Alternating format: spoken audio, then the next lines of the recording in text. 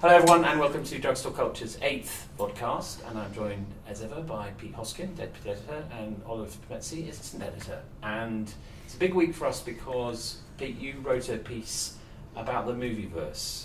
Talk about that for a bit. Well, we've actually very briefly mentioned the movieverse on a vodcast before, our very first vodcast. That's right, happens. Yeah. Except we didn't call it the movieverse. The continuum. The visual continuum. That's right. And that's because we'd been using that term, the visual continuum, for a few months while we were preparing to launch the website, Drugstore Culture. And it was this idea we had that nowadays movies are more than sitting in a cinema, and I guess that's been true for a long time. Like, sort of the movies as we once understood them have been chipped away at quite a lot. They by television, decades and decades ago, and then by home video, and suddenly you sort of have a choice over whether you want to sit in the dark for 2 hours or whether you want to buy the DVD. But it does strike me that those choices are becoming ever sort of, I guess they're becoming greater and they're becoming knottier and they're overlapping with each other, and it's actually changing the art form. I think the revelation to me was when you showed me some of the scope and range and aesthetic of gaming, which I really hadn't appreciated. I mean, how is gaming what role does gaming play in the movieverse you're describing? Yeah, well, I guess so. For me, the moment I started thinking about the movieverse really was when VR headsets came out a few years ago. And they are almost the midpoint, or were the midpoint, between cinema and gaming, it struck me. Because they were made by gaming companies, the PSVR, PlayStation VR, Oculus Rift, these headsets, they were basically made to play games on. But then, obviously, movie makers have used them, and there are sort of short animations and sort of live action films as well. But the animations were interesting because there were sort of experiments in having animated characters that would follow you, their eyes would follow you.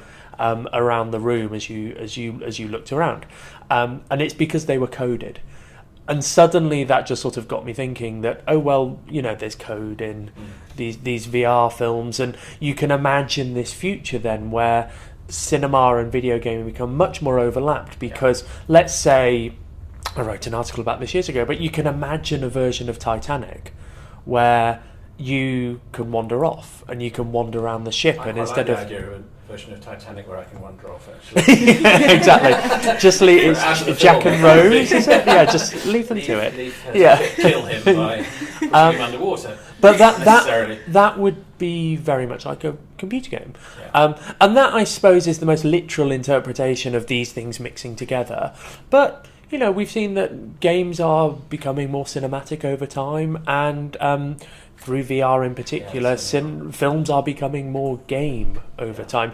And also games have this element of interactivity, and I think that's one of the key things now going on to the future. So when I wrote this piece about the movieverse for the website, I led on this story that came out last week, that Netflix, there's an episode of Black Mirror coming out on Netflix, I think in December, that will let its audience choose the ending.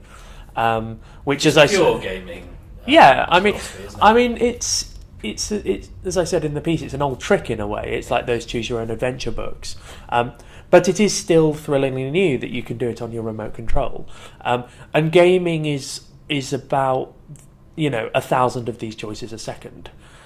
So slowly these two things are coming together. You can convergence. Yeah. So Olive, London Film Festival week, which is obviously a huge event for us. It's our first London Film Festival. Is it your first London Film Festival? It is. What have you been seeing? Yeah, it was my first time being at LFF, and this morning I went to go see Colette by Wash Westmoreland. What did you make of it? Yeah, it was good. I'm not usually a period drama person, but I really liked the fact that it was based on Colette, the author's real life, and I kind of thought it was really relevant to today and the kind of battles that we're having, because it was kind of her struggle for authorship over her own. Can you say a bit about the story without revealing the ending, as it were, for those that haven't seen it? Well, I guess. I mean, who's it about? Because not everyone will know. So it's about Colette, this French woman. She was alive in the late 1800s, early 1900s, and she played by Keira Knightley, Knightley, of course, yeah. And she was married to a man called Willie, and he owned a publishing company, and she started writing books for him under his name, and these books became massive and they made loads of money, but he was awful and he gambled the money, drank the money away, and on the side she started getting involved romantically with other women and kind of doing that, and then she divorced him and unfortunately didn't get any of the rights to the stories, but eventually did actually contest it and won the case. And she also travelled around in musical acts around France and was just quite a cool woman for the time. Does it have a lot of very clear contemporary resonance? I mean, how relevant to what's going on with the gender revolution is it? I think so. It seems really modern the whole time. I mean, I kept on thinking the whole time that even the way they were speaking seemed really modern for a period drama, and the relationship between Colette, Keira Knightley's character, and Missy, who's her lesbian lover, that is kind of something you never really see depicted in films of that time. So that felt really modern, but there's a scene towards the end where Colette leaves Willie, and she kind of says, of course I always wrote these stories for you. I was always going to do that. I was always going to be submissive, and you knew that, and I knew that. But I've had enough, and basically you can stuff it. And she walked off, and that felt really modern, especially, the past week of Kavanaugh and all of this. Yeah, absolutely. It just felt like her reclaiming her voice and her authorship, and it wasn't even the fact that other people had to know that she did it, but she just had that moment inside of her where she was like, enough is enough, I'm not putting up with this anymore. I must say, just talking about female performances, and I saw Widows yesterday, which led off the gala, the premiere gala last night. I went to one of the previews in the morning, and it's just a sensational film. I mean, it's sort of obvious to say a Steve McQueen movie is brilliant, but it is. And it's an amazing piece of ensemble acting, sort of drawn unexpectedly from a Linda LaPlante miniseries set in London and that was made in the 1980s, which Steve McQueen, to Linda LaPlante's amazement, loved. And he's transplanted it to Chicago, and the cast is incredible, but Viola Davis as the lead is just magnificent. I mean, I can't praise her highly enough. I'm sure that Lady Gaga fans already have her lined up for the best actress award, but I think if I was, I think Viola Davis must be a lot for a nomination. It's an extraordinary performance, and it's a great film. It also shows you that McQueen is learning. I mean, that's what's so amazing about him, is that there's more wit and a certain amount of more unleashed energy than there is in some of his early films. He's an incredible talent. Pete, what have you been watching? So I've only had opportunity to see one film as part of the festival. We are only on day 2 though. It's very good, isn't it? I mean, it's a really good festival. The quality is amazing. Is very high. I'm very excited about a lot of the films. The film I saw was actually this afternoon, and it was Sorry to Bother You, the Boots Riley movie. Yeah. And genuinely, I think it's a masterpiece. It's one of the best films I've seen this year, certainly. Yeah. And I just wrote my review of it for the site, and I actually started off, it's the feeling I had coming out of the cinema. So this is a comedy, but the feeling I had coming out, I was very sober, felt quite flat actually, because it is shocking and terrifying. So it's about race politics, and it starts off almost conventionally. You sort of need to give it half an hour. It starts off as an enjoyable sort of modern version of The Office or Office Space or something like that, where the main character enters a telemarketing company, and it's sort of, they're good jokes, but they're jokes about photocopiers and cubicles and motivational meetings. So you're starting to think, oh, this is a bit standard. Although charming and well performed, but then it becomes anything but standard. And the pivoting point is when the main character, Cash. He starts putting on a white person voice, as they describe it, to be more successful over the phone. And there he slowly starts eroding himself to climb up and up and up and up.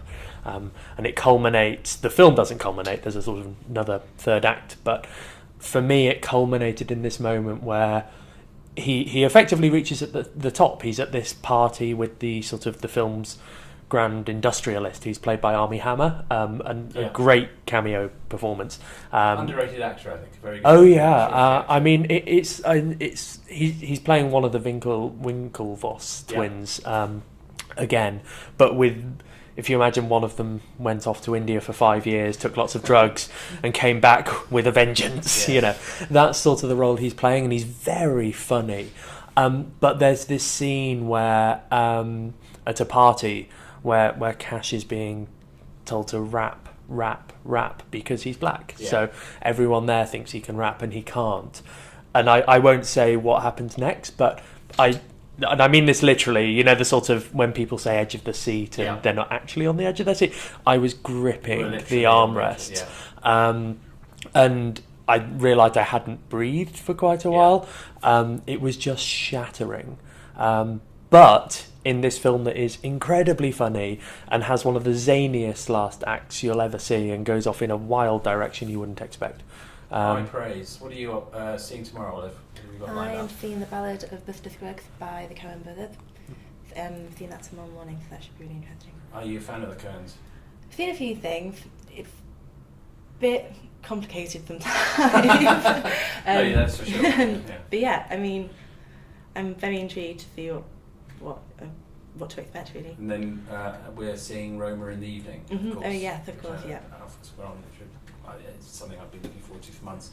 And Pete's not, because he's going off on Project X, of which we will not speak. Oh, can I speak a little bit? No, I think we should keep it. Okay. Keep it in the wraps. It's so good. It's so good that I don't mind missing the London Film Festival, or at least a few days of the London Film Festival. I think when readers of Drugstore Culture read what comes out of it, they will understand why we were so coy.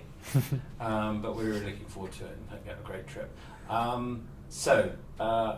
Anything else on LFF before we wind things up, guys?